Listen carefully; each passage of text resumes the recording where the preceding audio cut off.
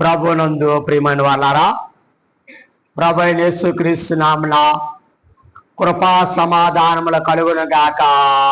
ఆమేన్. దేవుని యొక్క కృపను బట్టి ఫిబ్రవరి మాసములో మరొక ఆదివారమున ఆయన సన్నిధానములో చేరి దేవాదేవుడైన ప్రభువుని ఆరాధిస్తున్న వారమై ఉన్నాం. దివ్యా దేవుని యొక్క విశ్రాంతి దినములో ఉన్న పరిపూర్ణ ఆశీర్వాదములు ప్రభు మన అంతరంగములో కుమ్మరించి పదిలపరుచునుగాక. ఆమేన్. సరే, మంచిది. అందరు బాగున్నారా? సంతోషంగా ఉన్నారా? మంచిది. ఆదివారం అనగా సంతోషం, ఆదివారం అనగా ఆనందం. సరే, ఈ రోజున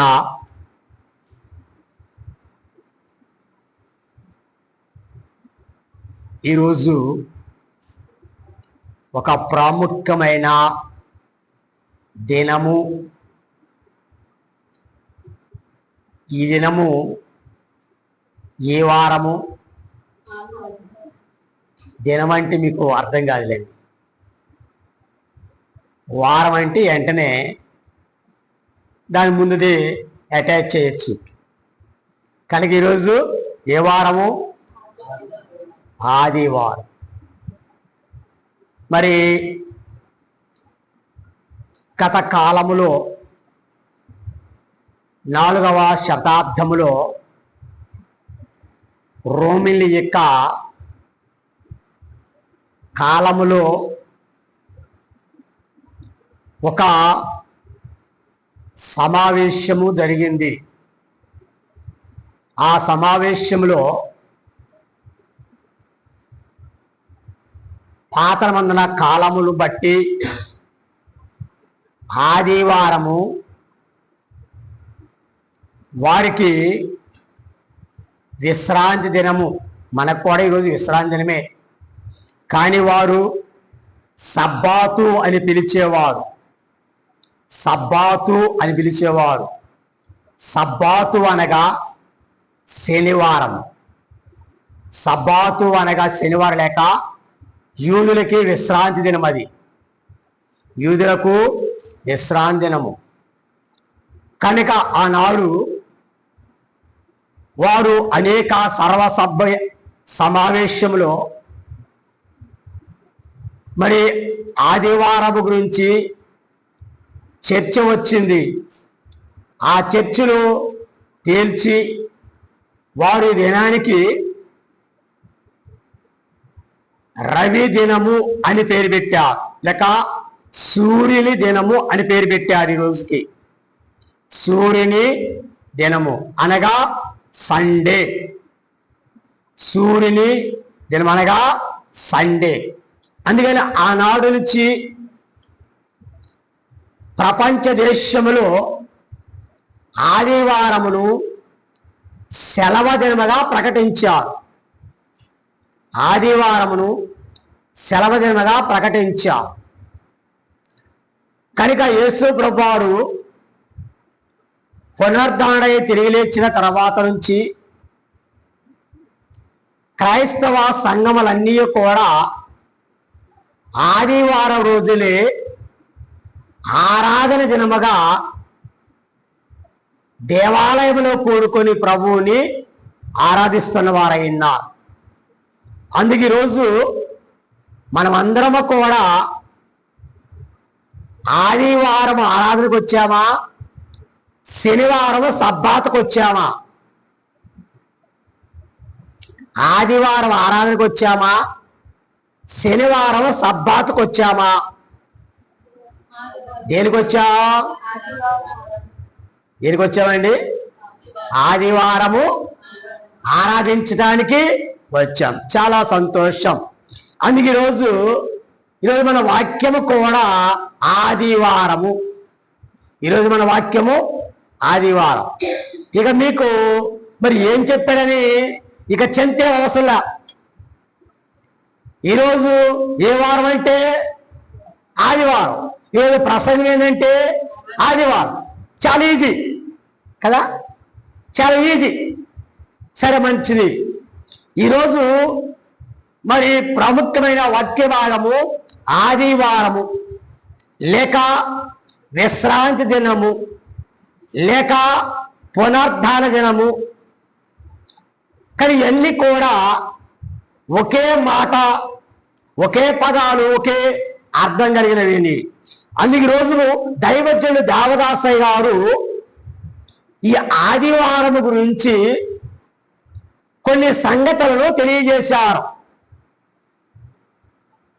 ఆత్మీయ స్వస్థత అనే పుస్తకములో దైవజనుడు దేవదాసయ్య గారు ఆదివార ప్రమేయము అనే మాటలు చెబుతూ 4 భాగములుగా చెప్పారు. 4 భాగములు చెప్పారు. వాటిని మనకు అర్థమయ్యే రూపంలో మనందరికీ దైవజనుల బోధలు ఇంకా స్పష్టంగా అర్థం కావటానికి ఇక 4 భాగములో నుండి 5 అంశములను మీ వద్దకు తీసుకురావడం జరిగింది. ఈరోజు ఆదివారం గురించి దైవజనులు వారు 4 భాగములుగా చెప్పారు. ఏమిటి 4 భాగములు అంటే, ఈ ఆదివార ప్రమేయములు దేవదాసుగా చెప్పిన మాటల్లో ఒకటి ఆచరణ. దేవదాసుగా చెప్పిన మరి 4 భాగాల్లో ఒకటి ఆచరణ, 2 క్రమము, 3 శుద్ధి. ఆదివారము శుద్ధి లేక సిద్ధపాటు, శుద్ధి లేక సిద్ధపాటు. 4వ భాగములో ధవళ ఆరాధన. 1000 ఏళ్ల కాలములో జరగబోయే ఆరాధన సూచిస్తూ దైవజనులైన వారు ఆ వర్తమానమును అందించారు. కనుక ఈ 4 భాగములు 4 విషయాలు చెప్పుకుంటూ వచ్చారు. మరి ఒక భాగంలో ఆదివార ప్రమేయం అనే భాగములో 4 ప్రసంగాలు చేశారు. 4 భాగాల్లో. ఇక 4 భాగాల్లో మొదటి భాగములో ఆచరణ, రెండవది క్రమము, మూడవది శుద్ధి లేక సిద్ధపాటు. అనగా ఆదివారము మనం ఎలా ఉండాలి, మనం ఎలా తయారవ్వాలి, మన పాడే పాటలు సరిగా ఉన్నాయా సరిచేయాలి. అలాగే మన యొక్క నోటి మాట సరిగా ఉందా, గుడిలో కూర్చున్నప్పుడు మన ప్రవర్తన సరిగా ఉంది లేదా, ఇవన్నీ కూడా సరిచేయట ఆరాధనలో అండి. అలాగ సరి చేసే విషయాలు చెబితే మీ కోపం వస్తుంది, మీరు అడుగుతారు కదా. మంచిది.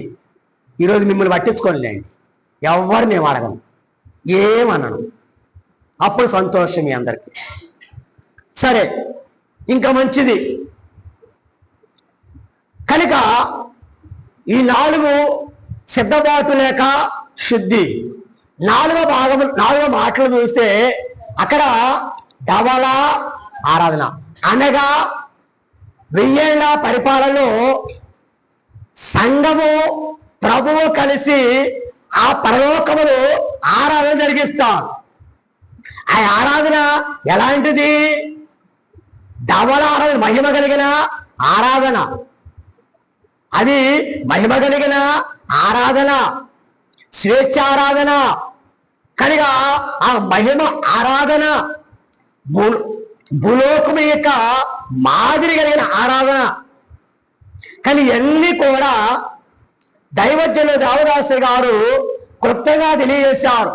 కానీ ఈరోజు ఈ విషయాలన్నీ కూడా అందులో ఉన్న కొన్ని అంశాలన్నీ కూడా ధ్యానించి క్లుప్తమైనటువంటి రూపంలో మీకు అందించడానికి ఈ ఆదివారంలో ఉన్నటువంటి కొన్ని మాటలు మీకు అందించనున్నాము. అది ఏమిటంటే, ఈరోజు ఆదివారంలో ఉన్న ప్రత్యేకతలో కొన్ని విషయాలు ఈరోజు మనం ధ్యానించుకొని దైవజనులు చెప్పిన మాటలు చెప్పుకునే వరకు ఈరోజు దైవజన బోధనలో ఉన్నవి మరి ఈరోజు మనం ధ్యానించుకునే కొన్ని అంశాలను మీ ఎదురు పెట్టనున్నాను. వీటిని జాగ్రత్తగా నేర్చుకోండి, జాగ్రత్తగా వినండి, జాగ్రత్తగా గ్రహించండి. ఇట్టి ఆరాధన కొరకు మనం సిద్ధపడదాం. మంచిది. ఈరోజు మనం నేర్చుకునే అంశాల్లో ఆదివారము ముఖ్యాంశం ప్రారంభం, అనగా మన యొక్క టైటిల్ ఆదివారం. ఇందులో మనం నేర్చుకునే విషయాలు ఏంటంటే, ఒకటి ఆదివార ప్రమేయము. దేవదాసు యొక్క ప్రమేయం గురించి 4 అంశాలు చెప్పుకొచ్చారు. ఈ 4 అంశాల్లో నుంచి ఈ ఆదివారంలో నుంచి కొన్ని విషయాల్లో ఈరోజు మనం ధ్యానం చేసుకున్నాం పరిశుద్ధాత్మ సహాయం ద్వారా. ఒకటి ఆదివార ప్రమేయము. ప్రమేయం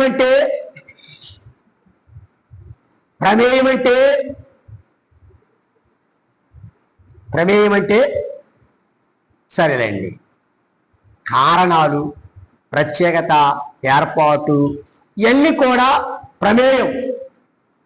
సరే, వాటి గురించి చెప్పేటప్పుడు తెలుసుకున్నానండి. రెండవది ఆదివార ప్రమోదము. ఆదివార ప్రమోదము. ప్రమోదం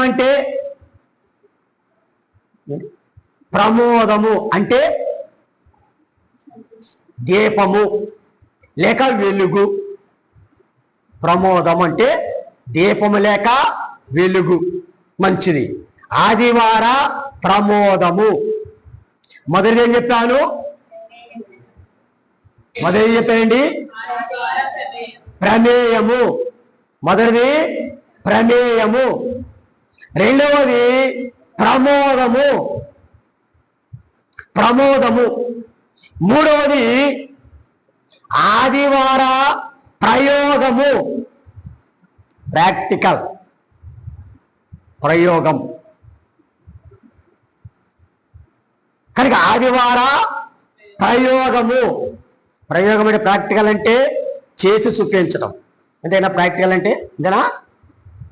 అంటే మరి ఈరోజు ప్రాక్టికల్ ఎగ్జామ్ అని చెప్పేసి నీవు 4 క్వశ్చన్లు బాగా బట్టి పెట్టేసేసి మరి ఇంత మరి పుస్తకం తీసుకెళ్ళి చెప్పండి అయ్యా ఏంటి ప్రాక్టికల్?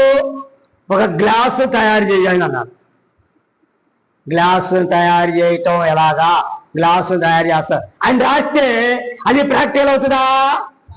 అవదు. ప్రాక్టికల్ అంటే ఏదైనా ఒక వస్తువు ఇస్తారు. నేను చదువుకునే కాలంలో, మరి నేను ఐటీఐ చేసే కాలంలో, మరి కార్పెంటర్గా మరి చేసే కాలంలో నాది ఐటీఐలో. అయితే మాకు ప్రాక్టికల్లో ఒక వస్తువులు ఇచ్చారు. ఈ వస్తువు 3 గంటల్లో చేయాలి. ఓ బొమ్మ ఇచ్చారు.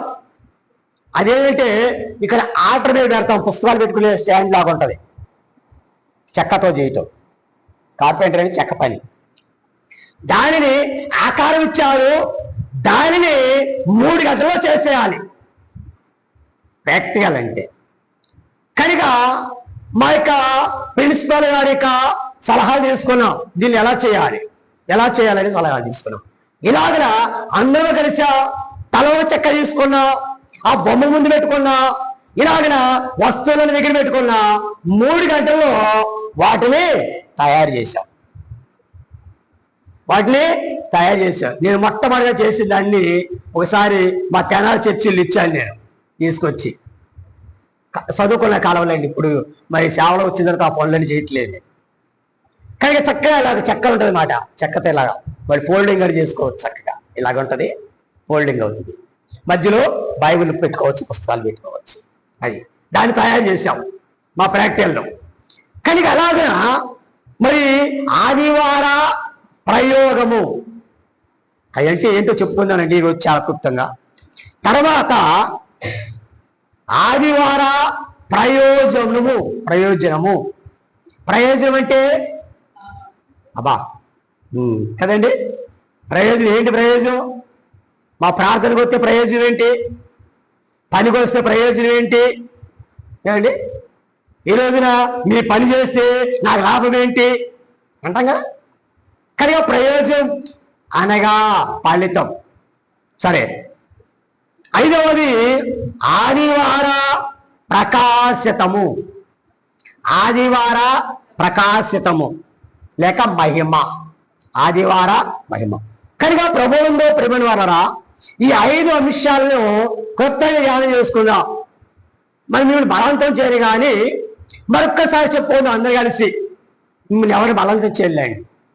మరొకసారి 5 అంశాలు ఒక్కసారి చెప్పుకుందాం. మరి బలవంతం చేస్తే మళ్ళీ బాధపడతారు కదా. మిమ్మల్ని సున్నితంగా పెంచుకోవాలి, మిమ్మల్ని జాగ్రత్తగా. కానీ మొట్టమొదటిది ఆదివార ప్రమేయము. రెండవది ఆదివార ప్రమోదము.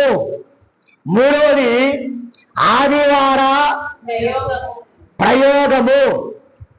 నాలుగవది ఆదివార ప్రయోజనము. ఐదవది ఆదివార ప్రకాశితము. ఈ 5 అంశాలను కొత్తగా ధ్యానం చేసుకున్నాం. ఈరోజు మన అంశం ఏంటి? మర్చిపోవద్దండి అది. మర్చిపోద్దా? మంచిది. కానీ పనులు చూస్తే మొదటిగా మనం చూస్తే ప్రభువులో ప్రేమని వలరా ఆదివారం యొక్క ప్రమేయము. ఆదివార ప్రమేయము. ప్రమేయం అనగా ప్రత్యేకత. ఎందుకు ఆదివారం ఆరాధన చేసుకోవాలి మనం? దీని ప్రత్యేకత ఏమిటి? కానీ ఎందుకు చేయాలి? కారణం ఏంటి అనేది మరి బైబిల్ గ్రంథమంతా కూడా మన క్లుప్తంగా తెలియజేస్తుంది. అందుకని కీర్తన గ్రంథము 118వ కీర్తన 24వ వచనములో మనం చూసినట్లయితే కీర్తన స్వామ్ 118 చాప్టర్ 24th వర్డ్. ఇది యెహోవా ఏర్పాటు చేసిన దినము. ఏ దినము? దీని యందు మనము ఉత్సహించి సంతోషించదము. ఏ దినం ఇది? రోజు యెహోవా ఏర్పాటు చేసిన దినము. ఏ దినం ఇది? ఆదివారము. ఆదివారము ఎవరు ఏర్పాటు చేసింది? యెహోవా ఏర్పాటు చేసింది. కాబట్టి ఈ దినమందు మనం అందరూ కూడా ఏం చేయాలి? ఉత్సహించి సంతోషించి ఆనందించాలి. అందుకు ఆదివారం దేవుడు ఏర్పాటు చేశారు మన కోసం. ఈరోజు ఉత్సహించి ఆనందించి సంతోషించి జన్మ కొరకు ఈ రోజున యెహోవా దీన్ని ఏర్పాటు చేశారు. అందుకనే ప్రభువులో ప్రేమని వలన అపోస్టాటిక్ అనే ఒక ప్రవక్త ఉన్నాడు. ఆనాటి కాలములో ఆరాధనకు 4వ శతాబ్దములో ఒక ప్రవచనము చెప్పేట ఒక భక్తుడు సెయింట్ జెరోమ్ అనే ప్రవక్త ఆదివారం నుంచి ఒక విషయం చెప్పారు. అదేంటంటే క్రైస్తవులకు ఇది ప్రాథమిక విందు దినము అన్నారు.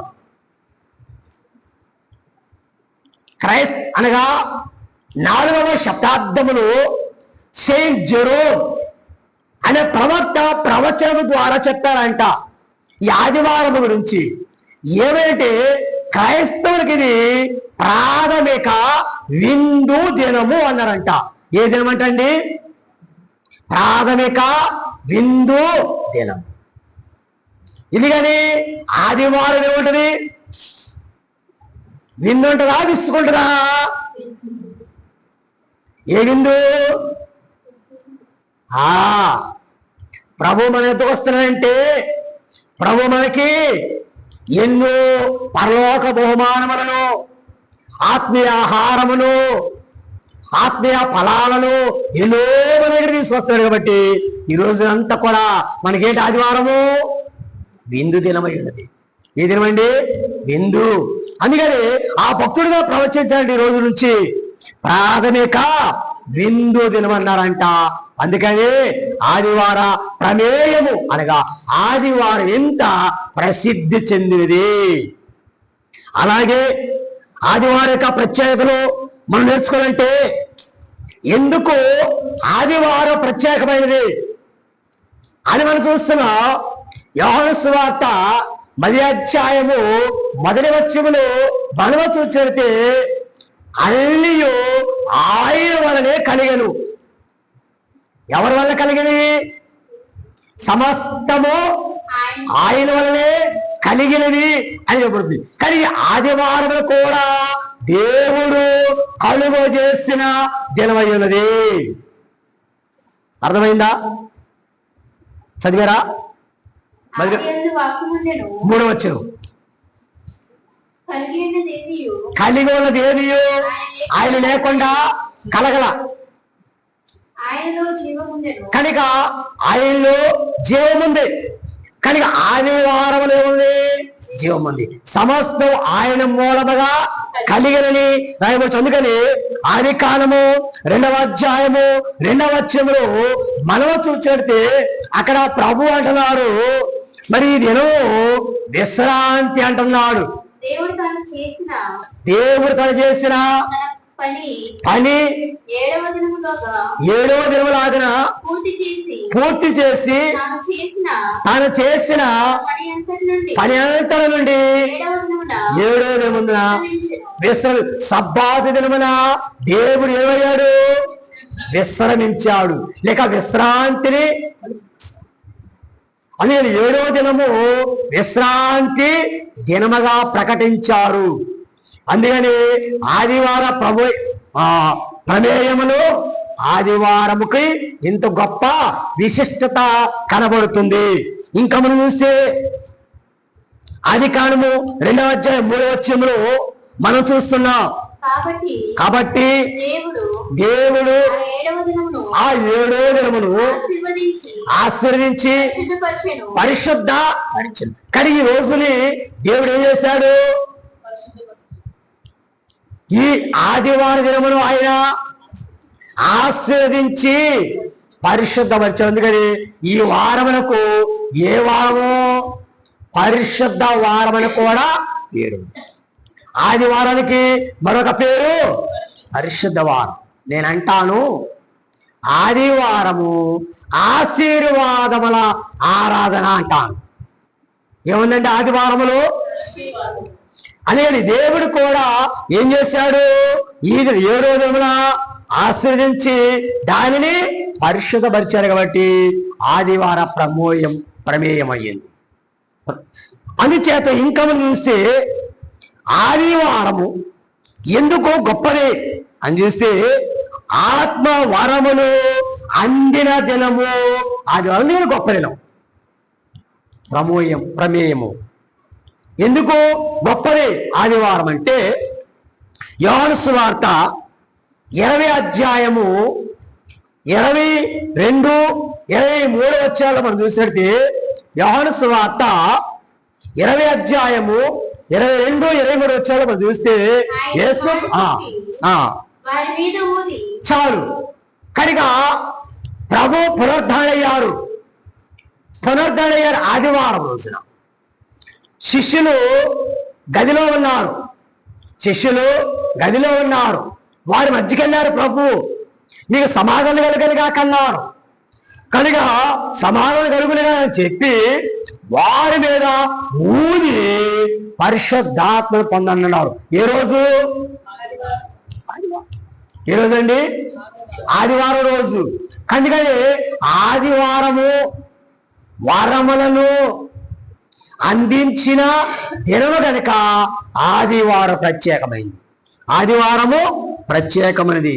ఇంకా మనం చెప్పుకోవాలంటే ఆదివారం ప్రత్యేకతలు చాలా ఉన్నాయి. తర్వాత కొద్దిగా ఉంటాయి, కొంచెమే ఉంటాయి.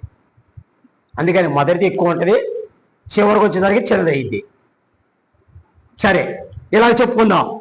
కానీ తర్వాత చూస్తే ఆదివారము ఆత్మ వరములు అందే దినము కాబట్టి గొప్ప దినము ఆదివారం, ప్రమేయం.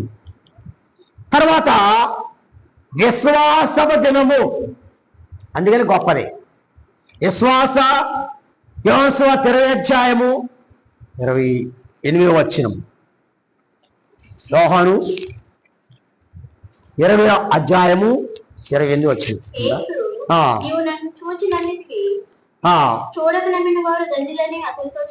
ఆదివారం రోజున తోమా గారి దగ్గరికి వచ్చాడు. చాలు, మనకు తెలిసిన చరిత్ర. తోమా గారి దగ్గర వచ్చాడు. అంతకుముందు తోమా ఏమన్నాడు? ఆదివారం రాకముందు ఆయన లేచాడయ్యా, మేము చూసామని మరి ఆయన లేచిన రోజు చెప్పాడు, ఆ వారంలో చెప్పాడు తోమా గారికి. చెబితే ఆయన ఏమన్నాడంటే, నేను నమ్మను. మనం నమ్ముతామా? మనం నమ్మం కదా. సరే, కనుక నేను నమ్మను ఆయన లేచాడంటే. ఒకవేళ మీరు గట్టిగా చెబుతున్నాడు, నేను చూచాము, మరి స్త్రీలు చూశారు, మరి మీ దగ్గరకు వచ్చారంటున్నారు కాబట్టి. కానీ నేను కూడా నమ్మాలంటే నేను ఆయన గాయాల్లో వేలు పెట్టాలి. ఆయన గాయాల్లో వేలు పెడితే కానీ నేను నమ్మనంటే నమ్మనన్నారు. సరే, రానైనా చూపిస్తామన్నారు. మరొక ఆదివారం రోజున ఆ తోమాని తీసుకొచ్చారు. ఆ తోమా వల్ల ఆరాధనలోకి ప్రభు వచ్చారు. తోమా వల్ల ఆరాధనలోకి ప్రభు వచ్చారు.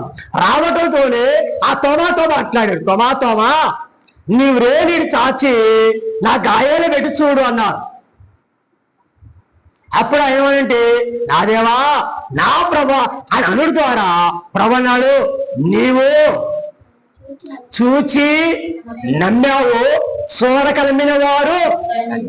ఈ రోజున ఆదివారము మీద ఆసక్తి కలిగి ఎవరైతే నమ్మకంతో వస్తారో దేవుడు వారి నమ్మకం పెట్టి వారికి మేలు చేసేవాడైనాడు. కాబట్టి ఆదివారము విశ్వాసప దినము. ఈ దినమండి ఆదివారము. అలాగే ఆదివారము జ్ఞాపకము చేసుకునే దినము.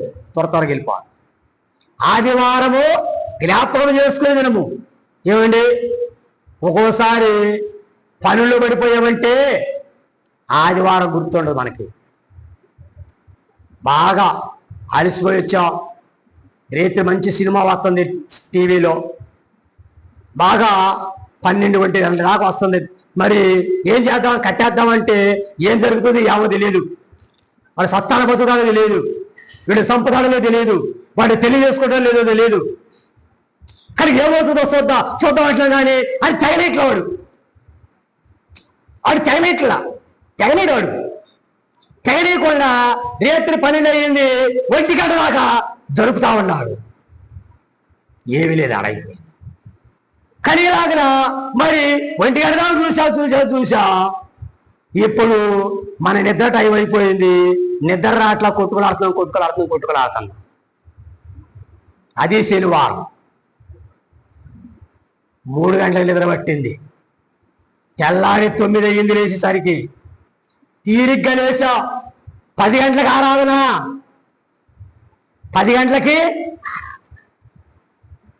మరిచిపోయాం. రాత్రి ఆ సినిమాలో మరిచిపోయాం కనుక తెల్లారి లేచా. కారు వచ్చింది. కారణరారా, ఈరోజు తాగుతుందా? ఈరోజు ఆదివారమా? అయ్యో, నాకు గుర్తులేదు, నేను రానులే, మీరు వెళ్ళండి, నాకు నిద్ర వస్తుంది. దేని గురించి అనేసి ఆరాధన లేచి నిద్ర పట్ల తెల్లారి ఆదివారం సంగతి గుర్తులేదు, ప్రార్థన అనేసాం. ఏమండి, ఈరోజు దేవుడు ఏం చెప్పాడు? విశ్రాంతి దినమును పరిశుద్ధము ఆచరించు, దీనిని జ్ఞాపకము చేసుకోను. ఏముందండి? నిర్మాకాండము 20 అధ్యాయము 8 ఉంది, జ్ఞాపకము. కొంతమంది ఆదివారం మర్చిపోతారు పనిలోకి వెళ్ళిపోయామంటే. అందుకే ఏదైనా పని చేస్తామంటే ఆదివారం మరి మర్చిపోతాం. కనుక ఆదివారం ఎంత శ్రేష్టమైందంటే మరిచిపోకూడదు, జ్ఞాపకం ఉంచుకునే దినము. అలాగనే ఆదివారము నిరీక్షణ దినము. ఆదివారము నిరీక్షణ దినము. ప్రకటన గ్రంథము 9వ అధ్యాయం 9వ వచనంలో ఉంటది, గొర్రె పిల్ల పెళ్లి మహోత్సవం జరుగుతుంది. ఆదివారము మనకి ఏం జ్ఞాపకం చేస్తుంది? ఆదివారం ఆరాధనకి వెళ్ళడం ద్వారా రేపు పరలోకములో గొర్రె పిల్ల భార్యగా నేను కూడా సిద్ధపడతాను. అందుకని నిరీక్షణ. ఆదివారము ఆరాధనకి వెళ్ళడం ద్వారా నేను గొర్రె పిల్ల భార్యగా మారతాను, ఆ పెళ్లి విందులో నేను పాలు పొందుతాను. ఇటు నిరీక్షణతో ఆరాధన మనం ఏకీభించితే ఆరాధన మనకు శ్రేష్టమైనది, ప్రమోదకరమైనది. లేక మరి ఆదివారము ప్రమేయమైనది, శ్రేష్టమైనది. కనుక ఈ రోజున ప్రభువులు ఇటువంటి ఆదివార దినమును నీవు ఎలాగన ఆచరిస్తున్నావు, నీవు ఎలాగన పాటిస్తున్నావు గమనించండి. రెండవ అంశంలో వద్దాం, క్లుప్తంగా వెళ్ళిపోదాం. 5 అంశాల్లో మనం చెప్పాలంటే మొదటిగా చాలా సంగతులు చెప్పుకున్నాం. మరి ఇదే ముఖ్యమైన మనకి ఈ రోజున ఆదివారం అంటే తెలియకుండా ఆదివారం వెళ్ళాలి, ఆదివారం వెళ్తున్నా వస్తాం పోతున్నాం. ఏమండి, కాలాలు గడిచిపోతున్నాయి కానీ ఆదివారం వెళ్ళడం ద్వారా మన జీవితాల్లో ఏ మార్పు కలగట్లా. అందుకని ఆదివారం ఎలాంటిదో, ఎంత శ్రేష్టమైనదో ఈ రోజున దైవజ్ఞులైన వారు, భక్తులైన వారు స్పష్టంగా చెప్పుకొచ్చారు బైబిల్ గ్రంథాన్ని బట్టి.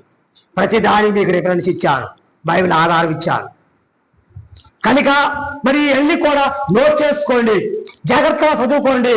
అప్పుడు ఆదివారం నీ జీవితంలో నువ్వు మర్చిపోవిక. వీటిని నేర్చుకుని నీవు జాగ్రత్త ఆలకించడితే ఎప్పటికి కూడా ఆదివారం జీవితంలో మర్చిపోవు, ఆబ్సెంట్ కావు. ఆదివారం ప్రేమ ఉంటే కనుక ఈ సంగతి నీలో ఉంటే ఆదివారం ఆబ్సెంట్ అవు. మొదటి ఆదివారం ప్రజెంట్ మరణాత, రెండవ ఆదివారం ప్రజెంట్ మరణాత. అలా నమ్మొచ్చిందా? వచ్చింది మరణాత, ప్రజెంట్. ఇలాగన 50 ఆదివారాలు ఎవరైతే ప్రజెంట్ మరణాత అని ముద్ర రాస్తాడు వారే పరలోకములో పెళ్లి కుమార్తె, నాకు గొర్రె పిల్ల భార్య. ఆ అంతస్తులో రావాలంటే ప్రతి ఆదివారం క్రమము తప్పకుండా ఏం చేయాలి? మరి ఒక్క ఆదివారం అనేస్తే అంతస్తు తగ్గిపోతుంది, అంతస్తు తగ్గుతుంది. అంతస్తు తగ్గకుండా పెరగాలంటే ప్రజెంట్ అయ్యగారు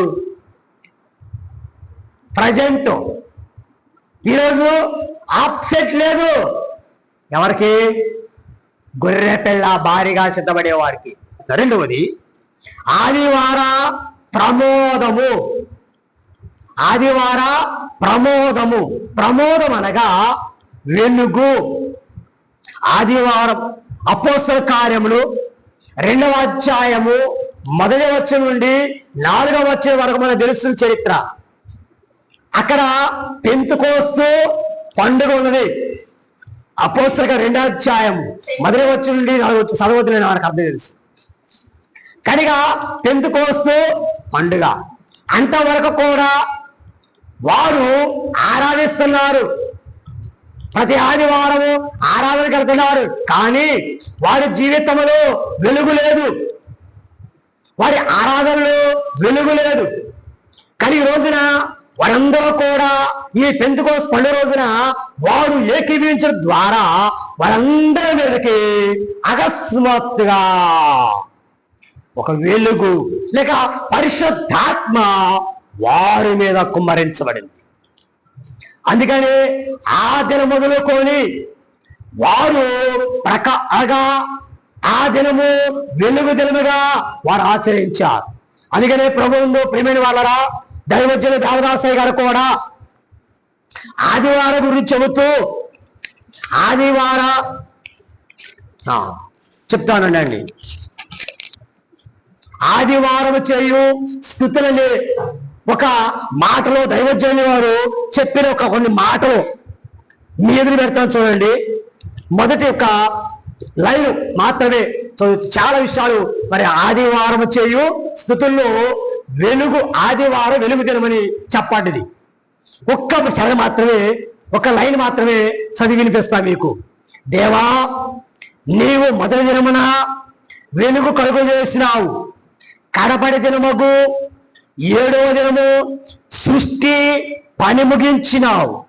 7వ దినము శనివారం అని బైబిల్ చరిత్ర వల్ల తెలియచుంది. అలాగైతే మొదటి దినము అనగా వెలుగు కలుగులు గాకని నీవు చెప్పిన రోజు ఆదివారమై ఉండవలెను. లోకం యొక్క చరిత్రలోనికి మొదట వచ్చిన దినము ఆదివారము. ఆ దినము వెలుగు దినము కాబట్టి నీకు స్తోత్రములు అని స్తుతించారు. ఏమండి? ఆదివారము ఆది దినము, ఆదివారము ఆది దినము. దేవుడు మరి ఆది కాలం మొదటి అధ్యాయము మొదటి వచనములో ఏం రాస్తారు? దేవుడు ఆది యందు భూమి ఆకాశంలో సృజించాడు. కనుక మొదట పలికిన మాట వెలుగు కలుగులుగా కలిగారు. కనుక వెలుగు కలిగిన దినమే ఆదివారం అని దైవజనులైన వారు ప్రభువుని స్తుతించారు. కానీ ఆదివారము ఏ దినమని? వెలుగు దినము. అందుకని వెలుగు దినమైన ఆదివారము క్రైస్తవులు మాకు ఆరాధన దినముగా వాడుకనిచ్చినావు కనుక మా ఆరాధన దినము వెలుగు దినము కాబట్టి నీకు వందనములు అని స్తుతించారు. ఇలాగన దైవజనులైన వారు మరి ఎన్నో విషయాలను మరి ఆదివారం చేయ స్థుతులు అన్నారు. కనుక ఆదివారము వెలుగు దినము, ఆదివారము వెలుగు దినము. ఎందుకు వెలుగు దినము అని మనం చూస్తున్నాం. ఎందుకనంటే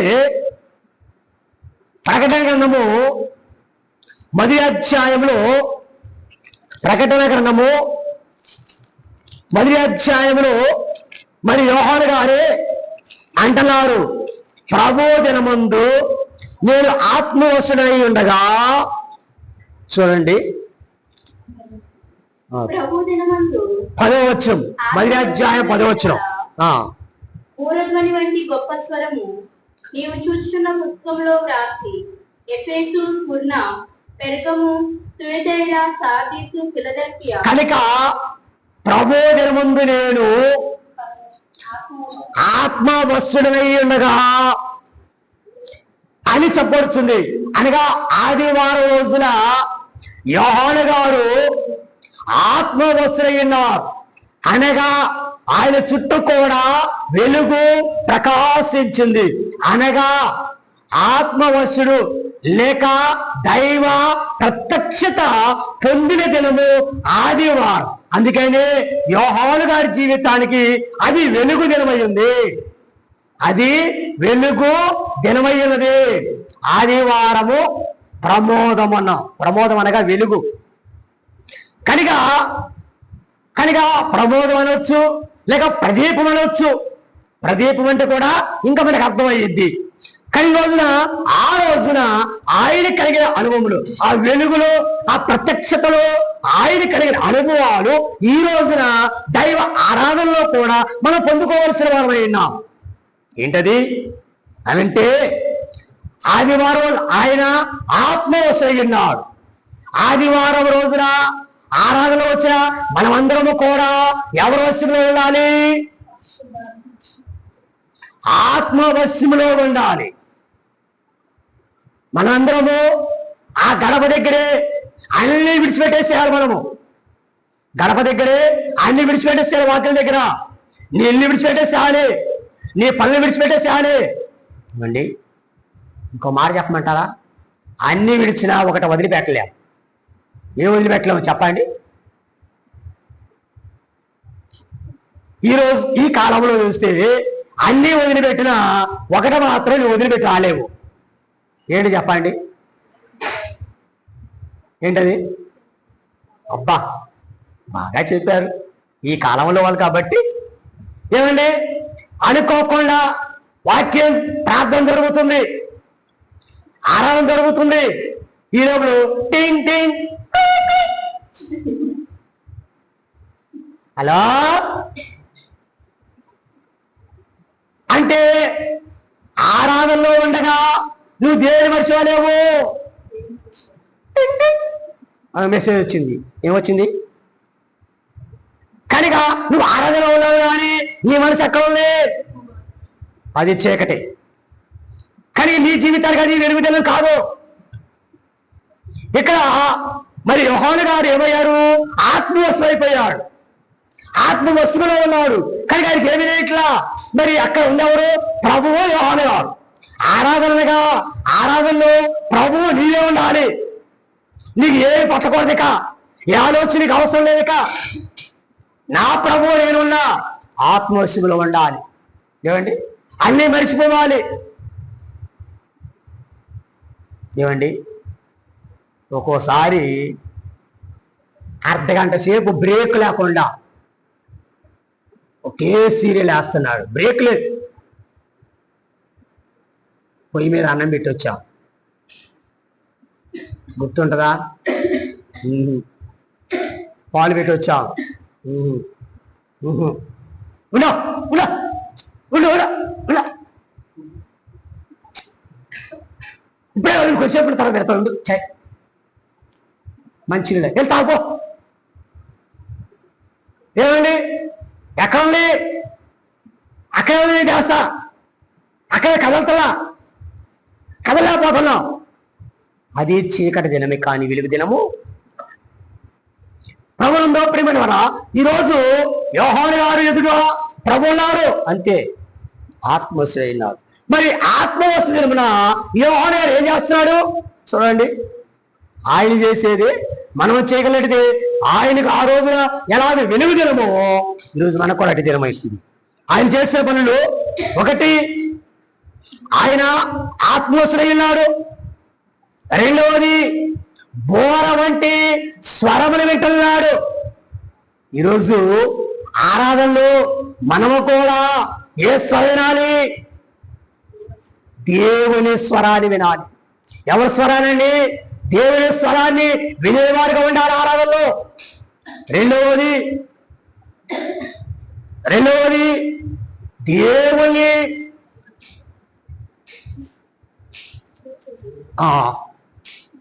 దేవుని స్వరూపమును చూస్తూ ఉన్నాడు. దేవుని స్వరూపాన్ని చూస్తున్నాడు. మనము కూడా ఆరాధనలో ఎవరు చూడాలి? ఎవరి స్వరూపాన్ని చూడాలి? ఏమండి, ఎవరి స్వరూపాన్ని చూడాలి? ఎవరి రూపం చూడాలి? నిజేనా? ఎవరు వస్తున్నారటు? ఏదైనా తలుగులు చీర కట్టుకొచ్చారా? ఇచ్చారు. వాళ్ళు ఏ చీర కట్టుకొచ్చారు, వాళ్ళు ఏం బట్టలు వేసుకొచ్చారు? ఏం చూస్తా? వాళ్ళని చూస్తాం. ఎవరు చూడము? ఏ సైన్ చూడము. ఏ సై మీద కానీ ఇక్కడ యోహాను ప్రభు దినముందున ఎందుకు ఆయన జీవితంలో వెలుగుదనం అయిందంటే ఆయన ఆత్మశ్రయ ఉన్నాడు. రెండవది ప్రభు స్వరాన్ని వింటున్నాడు. రెండవది ఆయన స్వరూపాన్ని చూస్తూ ఉన్నాడు. అంతేకాదు ఆయన చెప్పొచ్చులన్నీ కూడా ఆయన పుస్తకములు రాసుకుంటూ ఉన్నాడు. ఏం చేస్తాడండి? వినుట కాదు, చూచన కాదు, రాస్తూ ఉన్నాడు. ఏం చేశాడు? 7 సంగతులు చెబుతుంటే ఆయన రాస్తున్నాడు. విన్న సంగతులను రాస్తూ ఉన్నాడు. కనుక ఆదివారము కూడా ఇవన్నీ కలిగిన కాబట్టి ఇది ఆయనకు వెలుగు దినము. ఆదివారము వెలుగు దినం. ప్రభువుందో ప్రియమైన వారరా, ప్రభువారు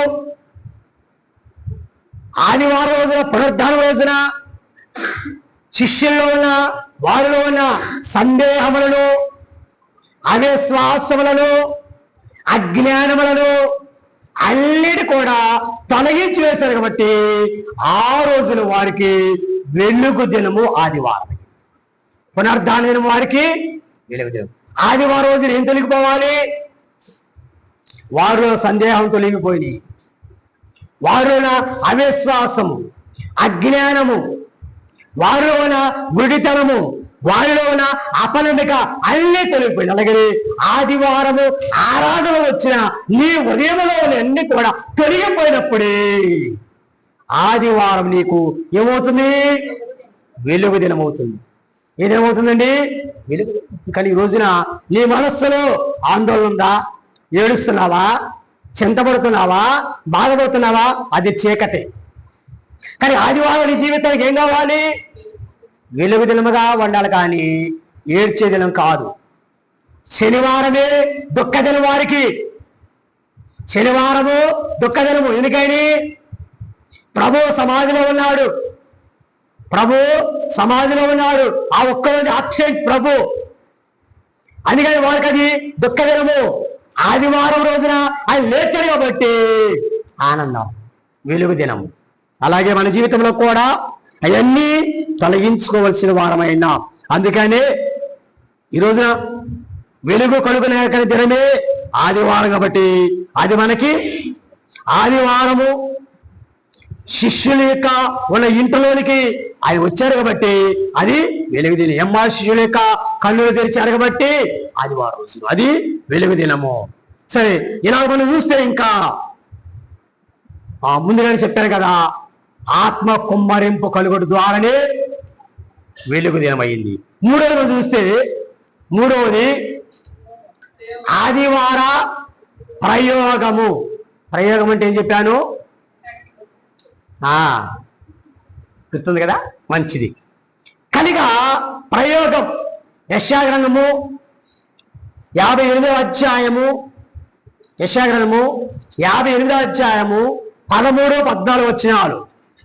యెషయా-గ్రంథము 58వ అధ్యాయము 13, 14 వచనాలు చూద్దాం.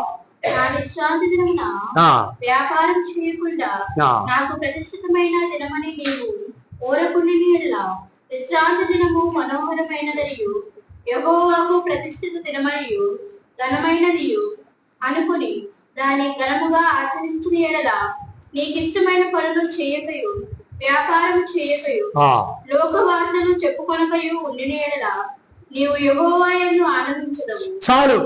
ప్రభువు ఆదివారము చేయవలసినవి, చేయకూడనివి. ప్రయోగం అనగా చేయుట, అనగా చేయవలసినవి, చేయకూడదు. ఆదివారం ముందుగా చూస్తే ఏమి చేయకూడదు? ఆదివారము ఏం చేయకూడదు? ఇప్పటి వరకు ఆదివారం ప్రత్యేకత గురించి నేర్చుకున్నాం, ప్రమేయం. రెండవది ఆదివారము వెలుగుదేమని నేర్చుకున్నాం.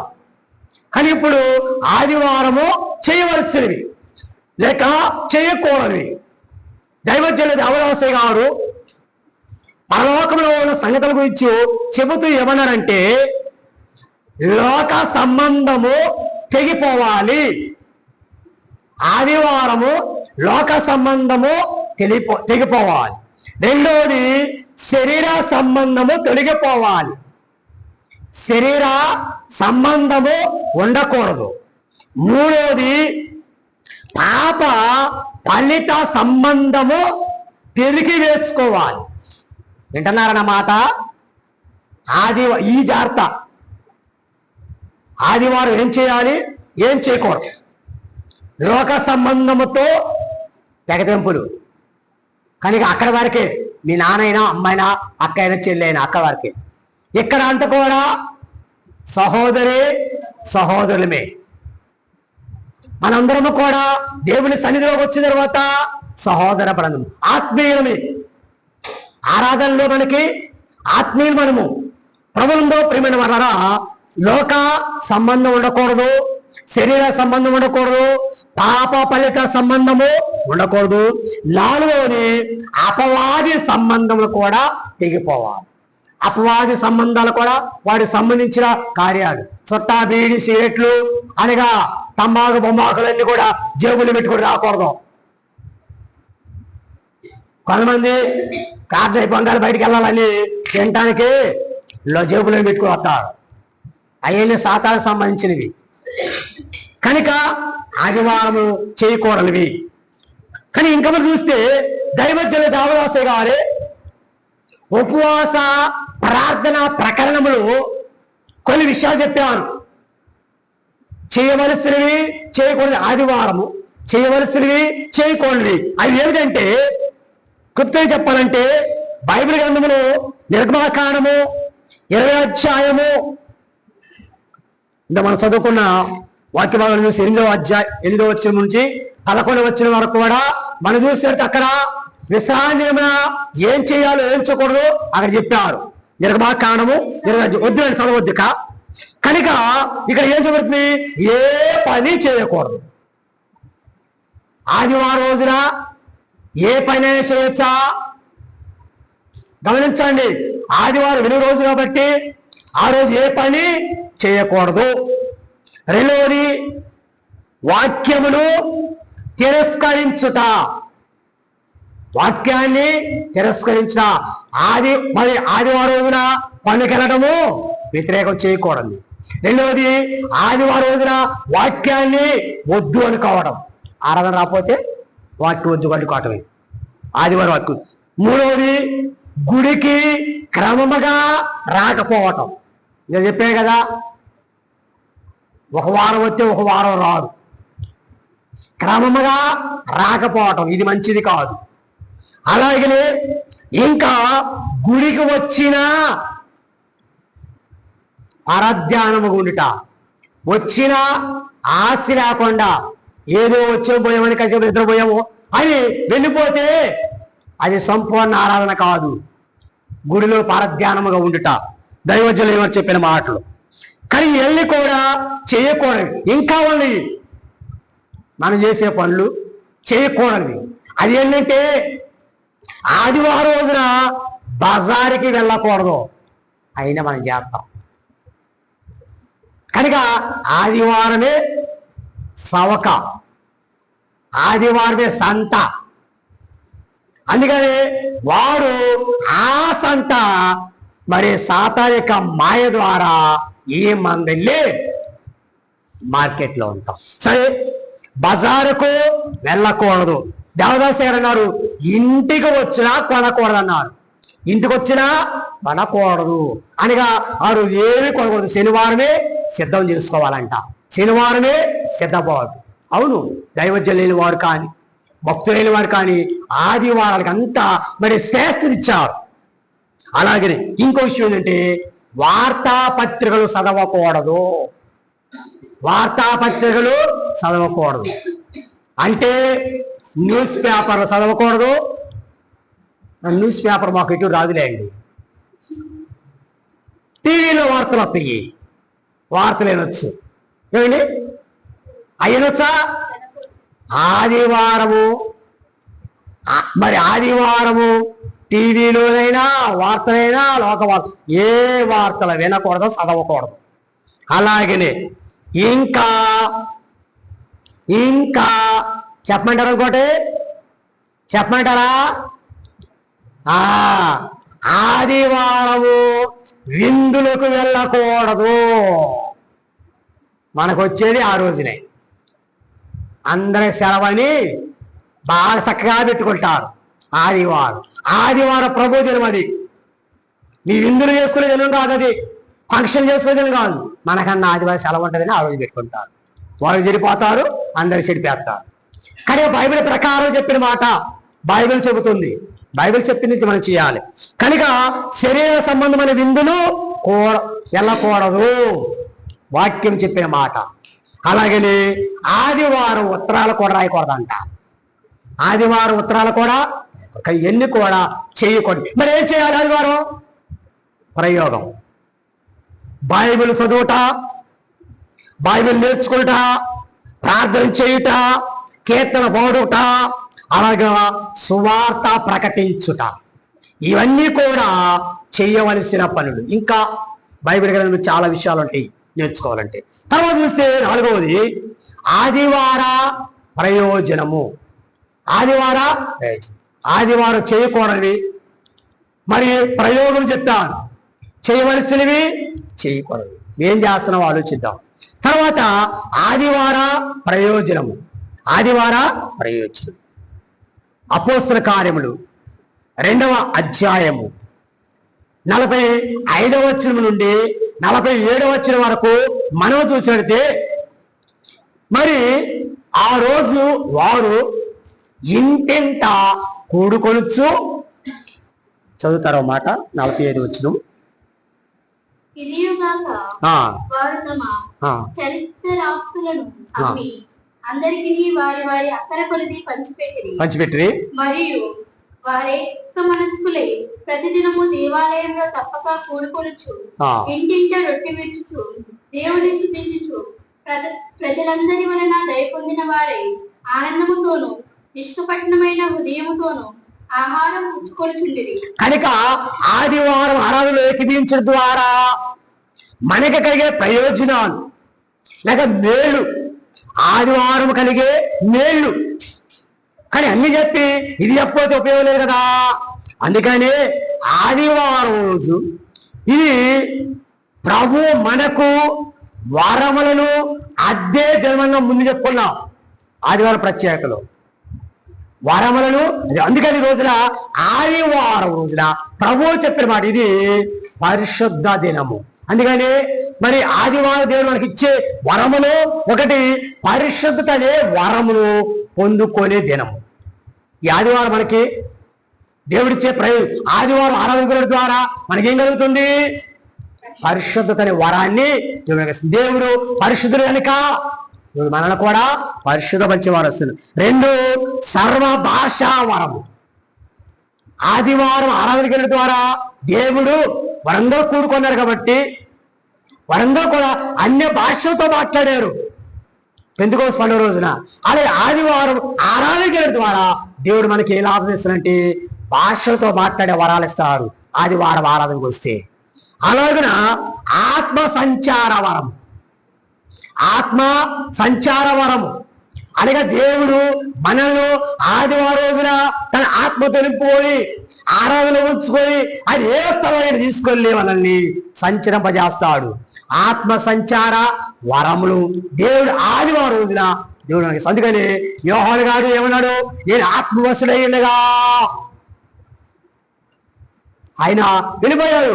ప్రభు ఆత్మవశుడైనగా ఆయన కొనిపోయాడు, పరలోకాన్ని తీసుకెళ్ళాడు, అన్నీ చూపించాడు, 7 సంఘాలు చూపించాడు, రాయన్నాడు, పరలోక సింహాసనం చూపించాడు, దాన్ని చూడన్నాడు, అలాగే 7 ముద్రలు చూపించాడు, 7 పాత్రలు చూపించాడు, అన్నిటిని చూపించాడు ఆత్మవశుడైనగా.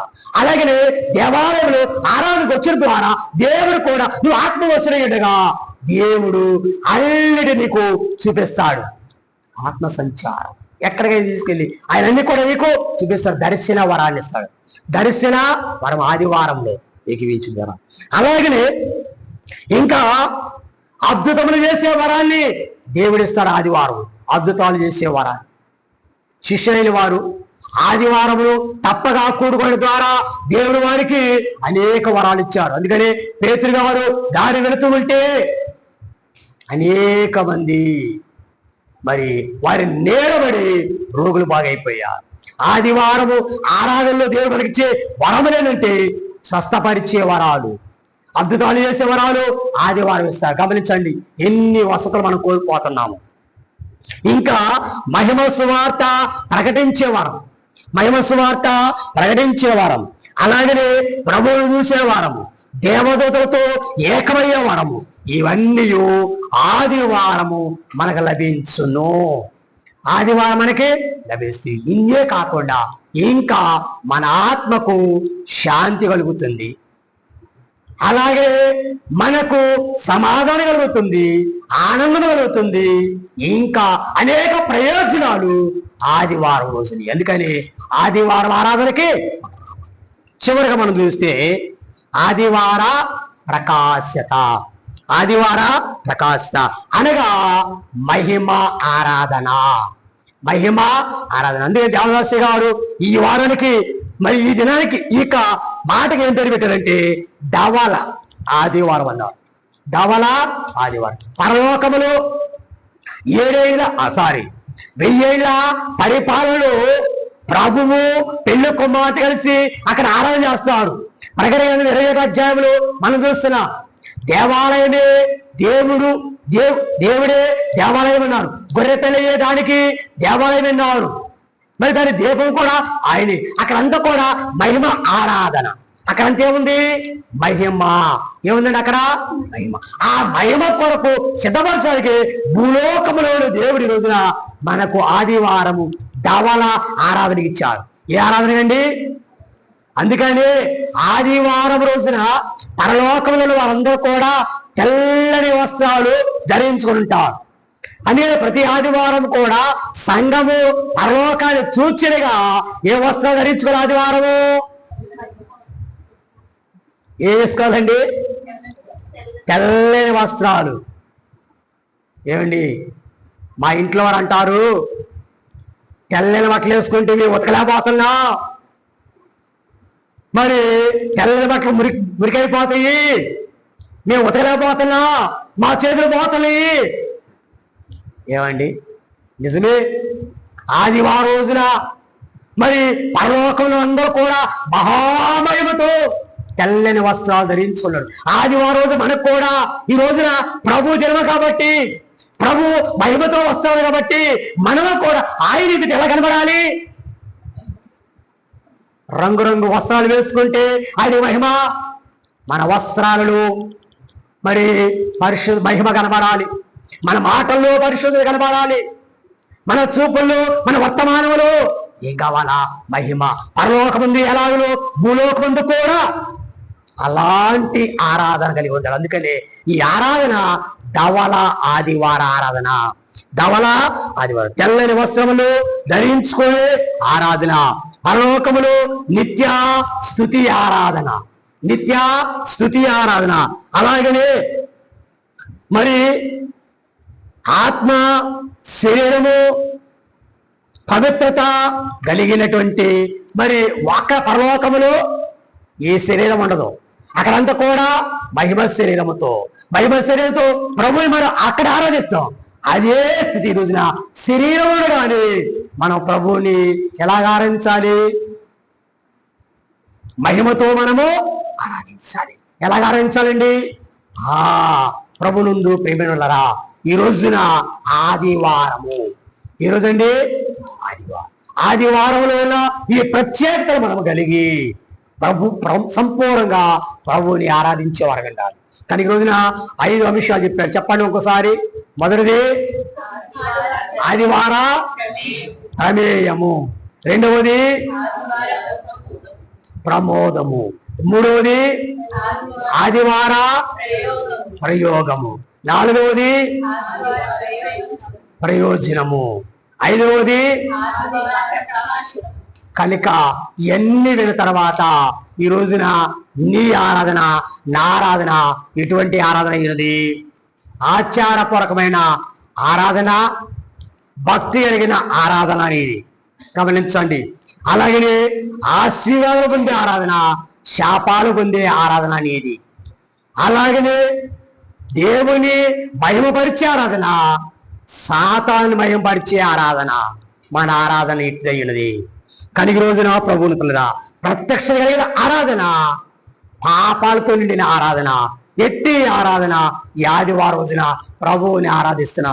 గమనించండి, ఇటువంటి ఆరాధన చేయడం ద్వారా మనమే దేవునికి గొప్ప సమర్పణ అయిపోతున్నాం, గొప్ప కానుక అయిపోతున్నాం. ఇటు ఆరాధన చేసేవారి దేవునికి ఏమైనారు?